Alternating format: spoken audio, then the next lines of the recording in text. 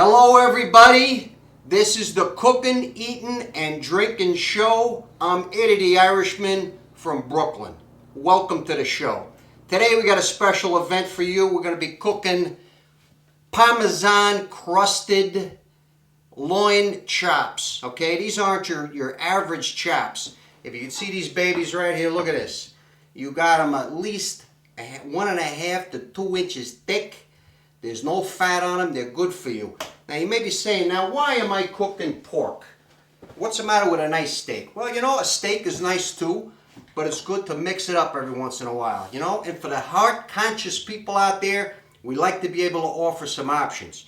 Now, you might also agree that with all the chicken viruses and the mad cow disease that's out there, having a little option with pork is okay. I've never heard of mad pig disease, okay? So here we go. But because this is the Cookin', Eatin', and Drinkin' show, we're going to start out with a cocktail. I don't cook unless I got a cocktail in my hand. All right, so here we go. Today's feature is the martini, okay? Now, a lot of people ask about martinis. Gin, vodka, what's the best? Well, you know, for me, it's gin. But that's me. I'm a traditional guy. I like a good gin martini. I like it straight up. I like it freezing cold. Now, if you like vodka, and a lot of people do, especially in this town, you got a lot of yuppies drinking vodka, that's okay. But I tell you what, you can have your Finlandia, you can have your Kettle 1, your Kettle 2, your Kettle 3. To me, it has no taste. I like the taste of a little bit of the berries that are in gin. But let me warn you, don't buy any kind of gin. You got to make sure you buy the right gin. For me, it's Beefeater. Why Beefeater? It's quality, and I like the name. I'm a Beefeater. I like the drink. Okay, so here we go. First thing you want to do is start with an ice cold glass. So, I always keep handy an ice cold glass in a freezer for my martinis. You start out with a little bit of ice.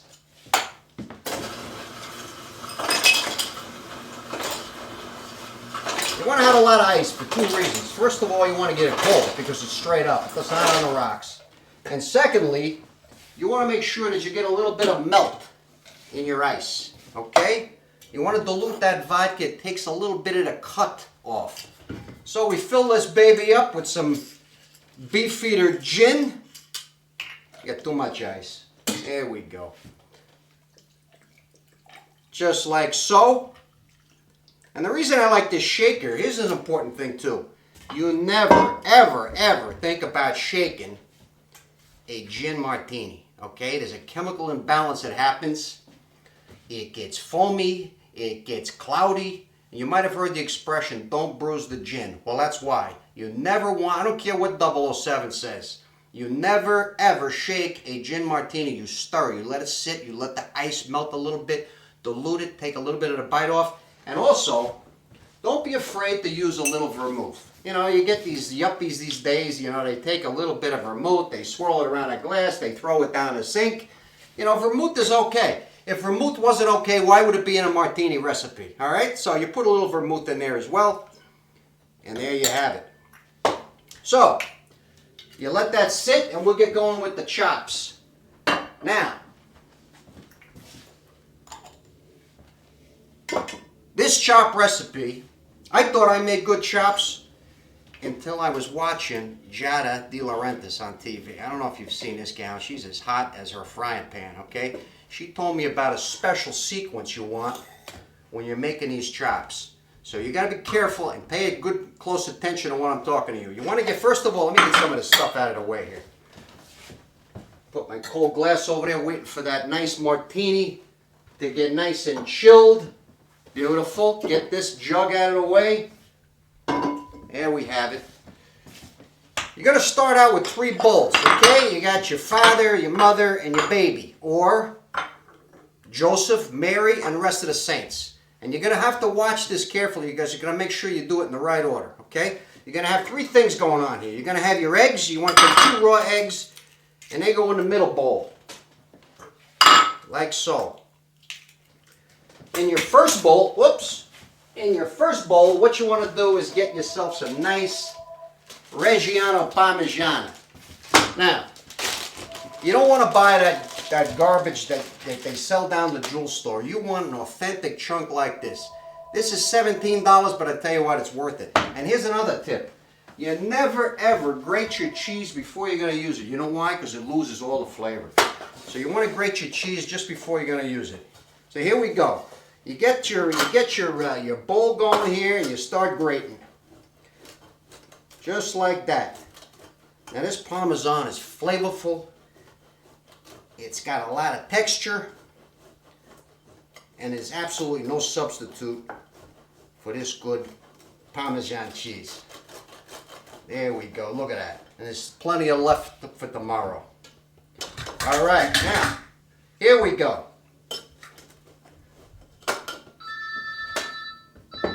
I tell you, you know, there's no peace. The phone is always ringing around here. Here we go. So now we got our Parmesan cheese. You got your eggs, and you got to take a whisk or a spoon or a fork, whatever.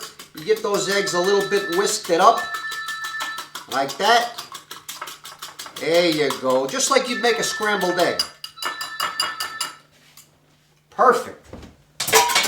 Next, you take your breadcrumbs. I recommend Italian-style breadcrumbs. They're already seasoned. They got the green stuff in there. They got the, the thyme, the salt, the onions. If you look at the ingredients on this thing, you got enough ingredients in there to choke a horse. So you're better off buying this. You put some of this in there. There we go. Perfect. Now this is the sequence I was referring to that I got from Giada De Laurentiis. I'm telling you, this woman is absolutely gorgeous. I had a dream about her. She cooked me this great big Italian pasta dish with seafood. It had mussels, scungili, shrimp. It was unbelievable. And to top it all off, for dessert, I had my way with her right on the kitchen floor. It was beautiful, but that's for another network. So here we go. You take your chops, get them in front of you, and you get some salt. Here we go, here we go. Get some salt and pepper. I like to use the sea salt, especially the coarse stuff. This seems to hold up better to the rigors of cooking, especially saute cooking.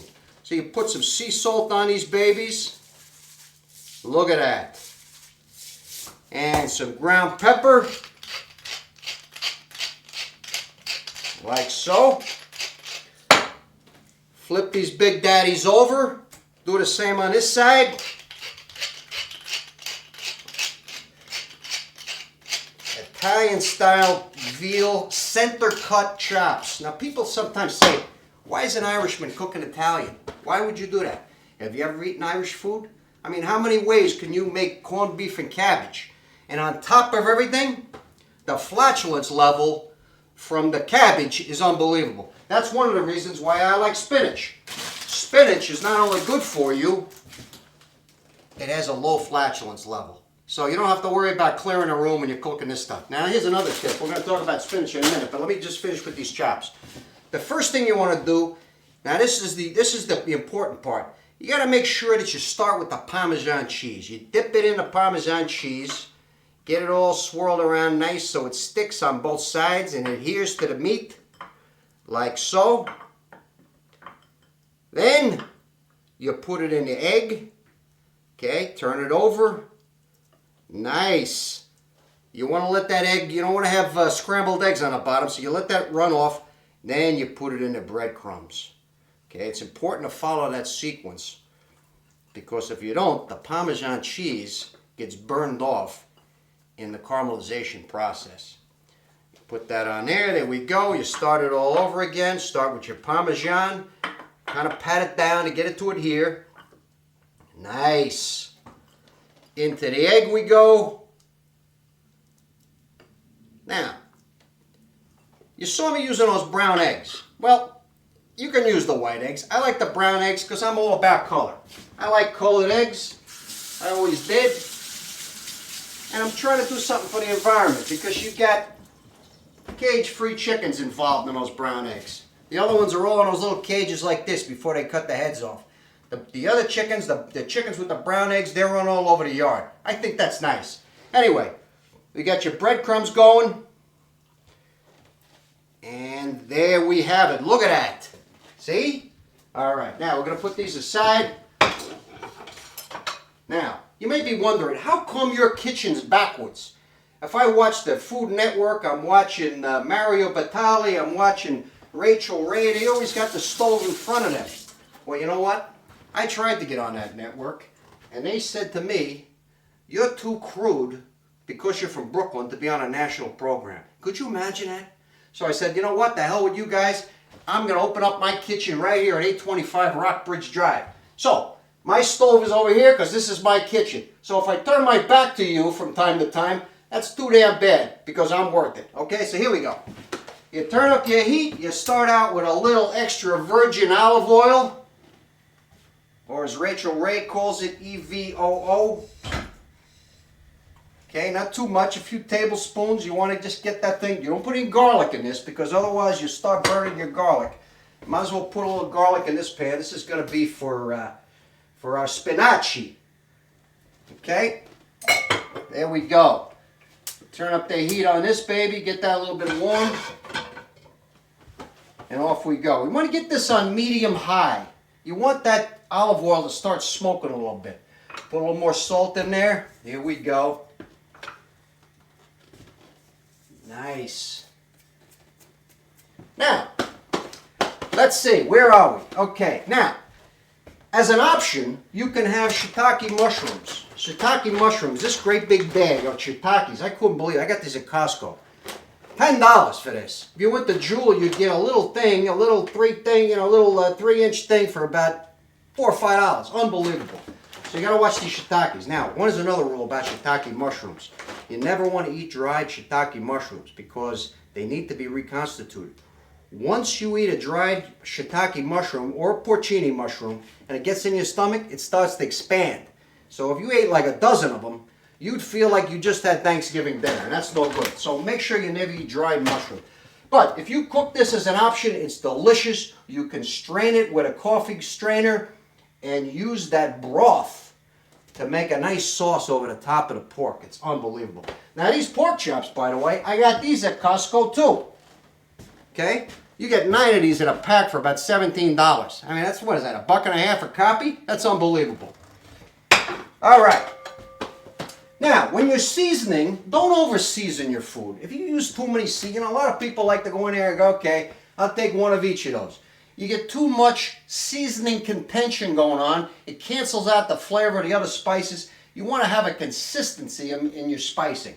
So we're not going to overload this. As you notice, we put a little salt and pepper on there. The Parmesan is going to give it delicious flavor and texture. And when we get that caramelization going on the outside of this pan, on the outside of this meat, you're going to be absolutely astounded. All right, now, some people ask, well, you see different pots here, okay? I like steel. For me, steel is real. You say, well, should I buy the colored Mario pots? Should I get the non-stick, the stick, the Calphalon aluminum? What? They're all good. Now, here's why I like to use non-stick for high heat purposes. When you heat up a non-stick pan to a certain temperature, it emits a toxicity that's poisonous to birds. And I happen to have a parrot. If I was to get that pan as hot for the spinach as I'm doing for this, that bird would be at the bottom of the cage as stiff as a hat rack in 5 minutes. So you got to watch it. If you own any birds, you got to watch. You got to get rid of your non-stick cookware, or make sure you never get it too hot. All right. So we're getting a little heat going here, starting to smoke a little bit. Let's talk about the spinach. Now, spinach, always start with the fresh spinach. Don't buy that bird's eye, bird dew spinach that comes in a frozen thing. I mean, it's all soggy. It's lost all its flavor and vitamins, I'm sure of that. You want to start out with your fresh spinach. Look at that beautiful stuff. Now, some people like to go through the trouble of breaking off the stems and peeling out the vein. I mean, you got to be kidding me. That adds about 45 minutes to an hour to this whole process. Let me tell you something. It's unnecessary. You put these babies in the pan, they come out as tender as you could imagine with the stems on them. And you know what? I think there's some vitamins and minerals in them stems. Anyway. So now we're starting to get some heat going. I'll turn that down for a little bit because I want to do a little preparation here with the garlic, for the spinaci. So let me turn that gas down a little bit and get out my sotoku knife and do some preparation with the garlic. Now, a lot of people start out with those jars of garlic. Not me. I like to start out with good, fresh garlic. I think it tastes better.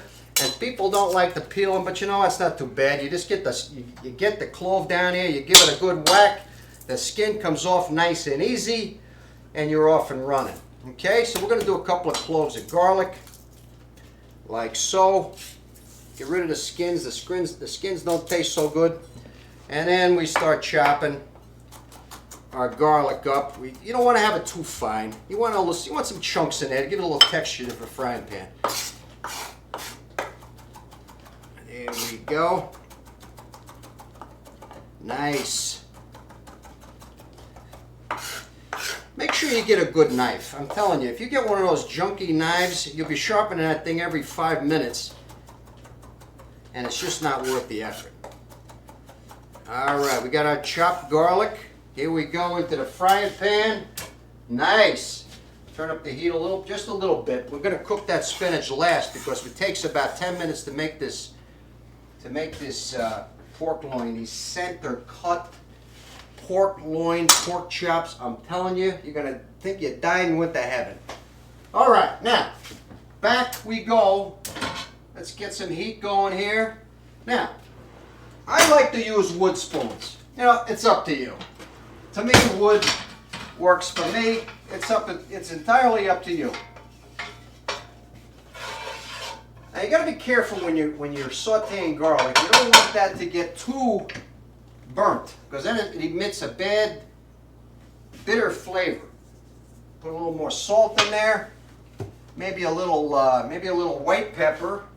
Okay, if you're going to buy white pepper, which I recommend you do, because it imparts a distinct flavor, make sure that you buy the white Sarawak white peppercorns from Malaysia. Don't be fooled by substitutes. Okay. The white Sarawak Malaysian white peppercorns. They're absolutely exquisite.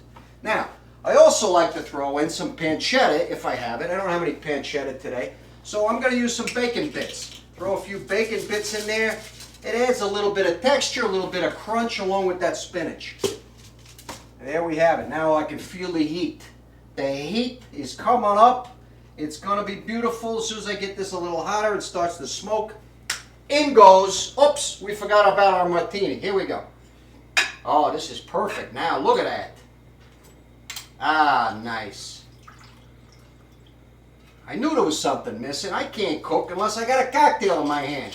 Look at that. Now, I like to garnish it with olives, especially ones that have like stuff stuck inside, like blue cheese or fontanella cheese. In this case, garlic. Look at that. It completes the picture. And there we have the king of cocktails. Excuse me a moment. As they say in Brooklyn, maron. Here we go. I'm going to give some of this to my cameraman over here. But remember, Michael, don't have too much. You got to stay focused. No pun intended. Now, look at this. We got some smoke happening here. I'm ready to drop these gems, these big daddies, into the hot pan. Oh yeah. Clean up the fist a little bit. Nice. In a few minutes we're going to talk about wine to serve with this meal. I'm going to put this over here for the moment. Now, when you're sauteing in a pan like this, especially with olive oil, you're going to get some spatter. So you may want to think about putting a cover on it.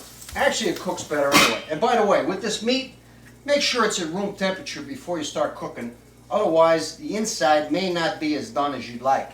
Now, how do you know? People say, well, geez, you know, you got the 2-inch chop. How do you know if it's done? That's a good question.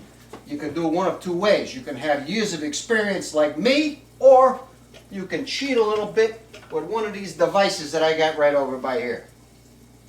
What you do is, this is an electronic thermometer. You can jam it in there. You can hang it off the side because this is a metal cord. You don't have to worry. Stick it in the meat. Walk away. You turn it on. Now here's your remote control device. I can go downstairs and watch ESPN, catch a half a game, and when its temperature is reached, In this case, it's going to be around 150. The alarm goes off, up I come, I got perfect chops every time. Okay. Now, this is starting to heat up. We're going to put a little bit more olive oil in this. Nice. Look at that. Now, I like to put some butter in too. I like to put a little bit of butter in when I'm sauteing. Not so much in this case, because I got a lot of stuff going on in there. But for the sauteing of the spinach. Now, here's another thing. People say, should I clarify my butter?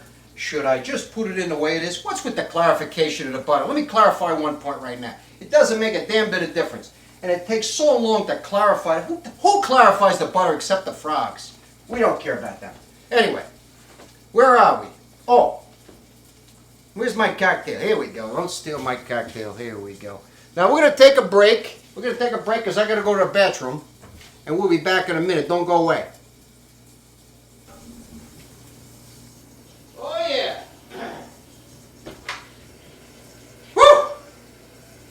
I tell you what, I think I better get a bigger plunger. Anyway, we're back. I'm Eddie the Irishman from Brooklyn. Where's the camera? There we go. And I got you in there, am I framed up? There we go, nice. And today, if you just tuned in, we're cooking center cut pork loin, pork chops with a side of spinaci or spinach. Okay? We're about halfway through the cooking process. I'm about to unveil this lid and take a look at the meat to see how it's caramelizing. Oh, baby, look at this. Look at that. All right, we're going to give these guys a turn.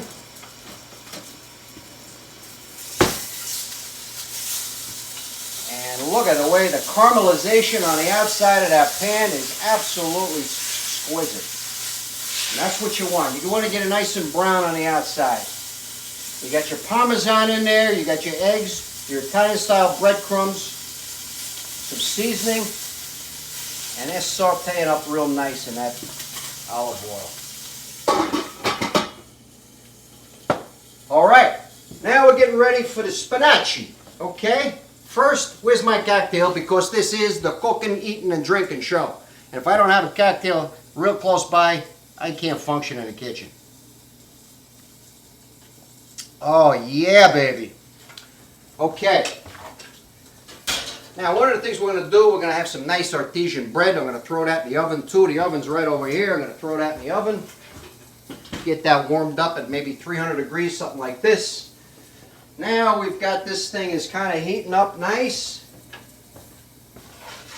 I'm going to stir it up. And you want to wait until your garlic is translucent, which means you can kind of see through it. Same thing when you're doing onions or scallops or things like that. Shallots. The bacon's going to soften up right now. They're real crunchy, but they'll retain some of that crunchiness even after the cooking process. Now, I got a glass lid on this baby because I like to keep an eye on that spinaci, okay? Now, don't be afraid to put a lot of spinach in because this is only for 2 people. Now, this is another tip. If you're going to have 6 or 8 people for a meal, you may want to rethink the idea of having spinach, because otherwise, by the time this cooks down, you fill it up to the brim. By the time it cooks down, you only got 2 portions. It looks like you got enough to feed the entire family. Oops! There goes the smoke alarm. How did this happen? Hold on a second. We got to take a break. We'll be right back. All right. We put the fire out, no problem. I forgot to turn on the exhaust fan. We started setting off the smoke alarm. Anyway, what I was saying was, don't be afraid to put too much spinach into that pan, okay? Because it cooks down. But if you have 6 or 8 people, don't have spinach. Otherwise, you're going to have a pile of spinach the size of a garbage can, for crying out loud. So you cover this up.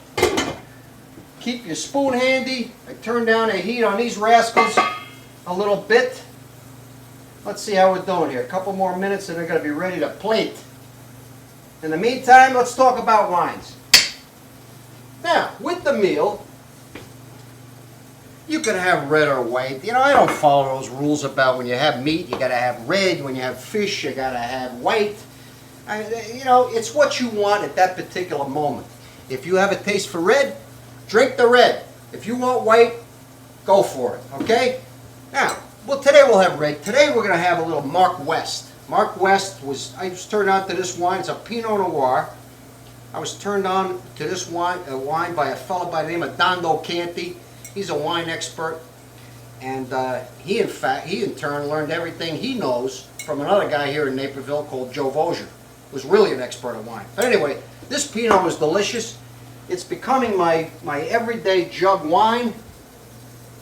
And for $15 you can't go wrong. You better buy some quick, because I would imagine that within 6 months this is going to be selling for $25.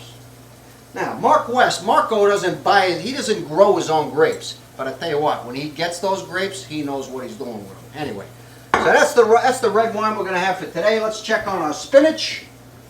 Spinaci, look at that. You want to stir it up to get the garlic and the bacon bits all mixed together.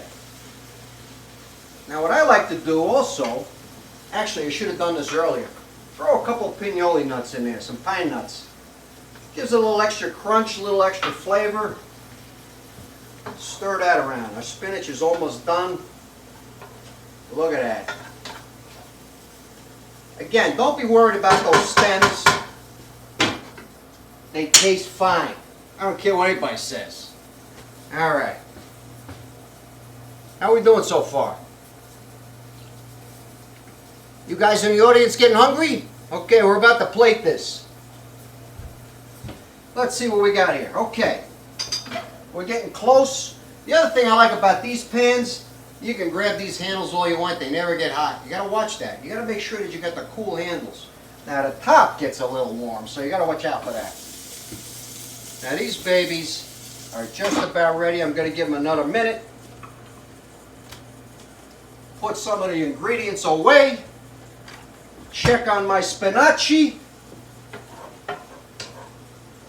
Look at that stuff. See what I mean? I know it's probably tough over there because I got a backward kitchen to see what this looks like, so I'll bring it to use. That whole big pan shrunk down to about 2 portions, okay? Remember that when you're going to have a lot of guests. Good deal. We're going to take another break. We'll be right back. Welcome back. This is the Cookin, Eatin, and Drinkin show. I'm Eddie from Brooklyn, the Irishman from Brooklyn. And I'm cooking Italian because the Irish can't cook. Anyway, so now we're close to plating our delicious center-cut pork chops. We're going to get a plate. Here we go. And we're going to put one of these marvelous units on the plate along with our spinaci. See the way this comes out? Look at that. Pick that big bad daddy up, put it on the plate. Get a little spinach.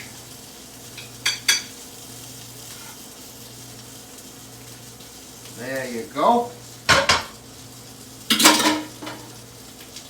Now you want to polish this off with some lemon wedges. Very important. Apply that liberally as a garnish over your spinach and your center cut pork chop. Now we're going to get a knife. We're going to open this baby up and you're going to see what we're talking about here. Alright. Get a fork. It's tough to eat this without a fork. And we'll cut this baby right down the middle. And it is absolutely perfect. You want it a little pink in the middle. Again, there hasn't been trichinosis in this country for 40 years. Don't worry about it being a little pink in the middle, because when you let it stand, it's going to continue to cook. That is absolutely perfect. That's the way I like it. Almost like a filet mignon. Look at this texture. Look at this. We put a little extra pepper on there if you want to. I like lots of pepper. I don't know about you. And a little bit of salt. Where's my salt? Look at this. I'm so efficient, I put the salt away already. Everything's off on the oven. And there we have it. Let's try it out here.